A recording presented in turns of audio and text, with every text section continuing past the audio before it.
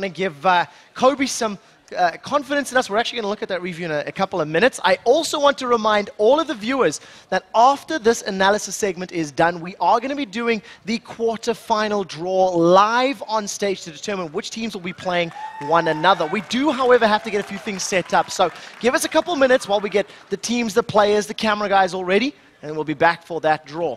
This game blew my mind. I do not think I have seen so many amazing plays in such a short space of time in a very, very long time. We did see top lane Jarvan. We've seen Bengi's Elise. I think he was untouchable. I don't think he got caught by anything. And I don't even know where to start in this game. That guy's repels are so good. He just dodges everything. Actually, Bengi gave first blood to Cool, which was a big thing because Faker ended up being almost over 30 CS down in lane. Just 1v1. Partly due to that first blood, I think. But then it happened. By the way, things Faker does. Choo-choo. Tickets to the Korean hype train. Would you like one? They're one. You go. They're 1-1, and Ozone didn't. Don't I get one for free? Dude, I voted for SKT1, dude. There you what go. the fuck? I have my own. You got one? All right. I mean, I love how you're like eating this up with a 1-1 record, where the other Korean team and groups didn't make it out. To be fair, Monty did call that SKT get better, and seeing as though you look like a conductor, I think you can stick on your train for the time being. Talk to me about this game. I mean, you know, the first 10 or so minutes did actually go in OMG's favor. They got the first blood. They seemed to be doing pretty well as far as the CS was concerned. But at 11 minutes on the clock, SKT just turned it on. You know, I think Jat was saying that Faker brought some friends to the mid lane, and then the party just kept on rolling. Yeah, so in honor of Monte Cristo's Korean hype train, I remember in Champ Select you said when Syndra got locked in that it was a mistake because Syndra was Faker's most played champion in solo queue. He knows the matchup inside and out, and then promptly lost the matchup. So I got to give a lot. I got to give a lot of props to Cole. Knows the limits when we came into that mid lane fight as well. Oh yeah, that was a beautiful. If you guys want to take that one out, actually, that was a beautiful. Beautiful fight by SKT. Well, I tell you what, we've talked about it enough. I actually think it's time to pull this replay up on your screens, guys. It does come in around about 10 or 11 minutes on the clock, and as we've highlighted already, it starts in this mid lane. It flows with a couple picks. I think Crepo wants to talk over this one mostly, so that's all yours. Yeah, we'll toss it between us. It just opens with Pumandu being man mode. He just shows up in mid lane after bottom tower's down, and he flash. We know Syndra's flash is down here. That's really vital.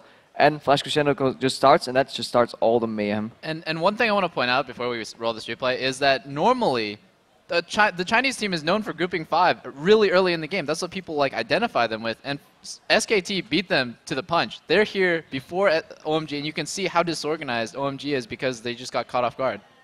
Okay, if we actually start rolling the clip now, we can see the Crescendo already went out. Cool drops. Okay, they start fighting. Tower push starts going. There are 4 people mid. We're just going to wait till the next one shows up who gets caught. Aatrox comes, he's going to eat a beautiful charm by Faker, I believe, if I remember correctly. Here he goes. Charm goes, he dies before he can jump. Gets resurrected later, will drop again. Bengi does a really sweet repel here in a bit. Dodges the Zyra knockup, makes Zyra flash, and then Impact comes in the flash standard straight over into the Cataclysm as well, so he knows that the Zyra flash is down. And just the way the following things go happening now is really impressive. SKT1 tower juggles so nicely. Like Pumandu takes one more auto attack there, then the spiders start tanking, tower gets low, uncontested. Eventually, a little bit from now, Piglet will take the aggro. And look at this charm too, max range charm onto Cool right here, coming in. Piglet with a follow-up arcane shift in. Like Piglet is tanking the tower right now, but he doesn't care. Normally somebody would run, but Piglet doesn't because he knows his team is taking out the tower. And I love that they saved exhaust through all of this. This is perfect knowledge of limits right there. This is the 4th charm in a row that Faker has landed. This guy doesn't miss. Well, he missed once, but then he didn't miss again. Yeah, that's true. But Zyra drops again. You're missing the point. Zyra died. You have to realize Zyra died, and now she revived and died again. Like, this is so incredibly crazy. Inhib at 12 minutes. When we had to call for this replay, we had to tell them, hey, guys, we're going to want to replay for the 12-minute inhib. Like, wait, what? That's definitely not something that any of us expected to see here. So to summarize, that was less than a minute and a half on the clock. All right, it came from the roam from the Geo lanes, secured a kill, the first of 6 to follow. They then got all 3 towers and the inhibitor. And from there on out, it was just all SKT. Some might say worth.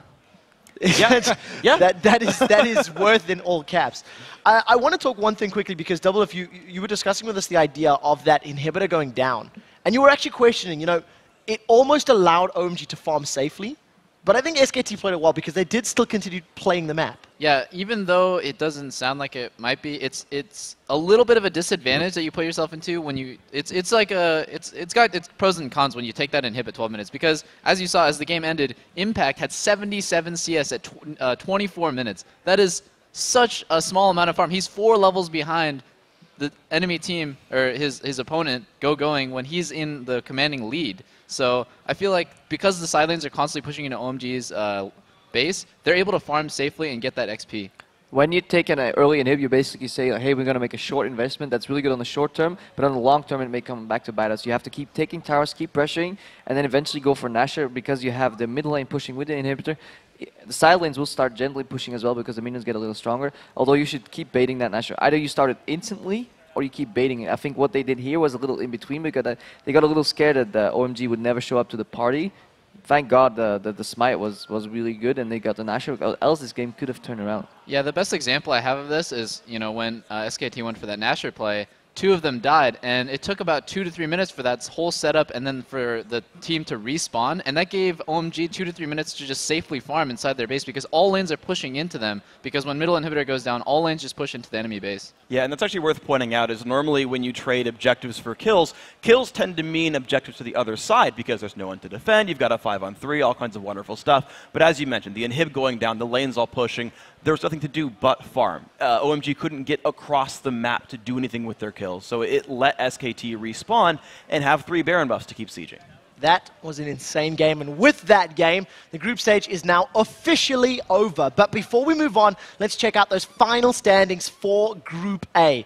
OMG and SKT share first place at 7-1. The head-to-head record sitting tie at 1-1. Lemon Dogs officially in third at 3-5. TSM 2-6.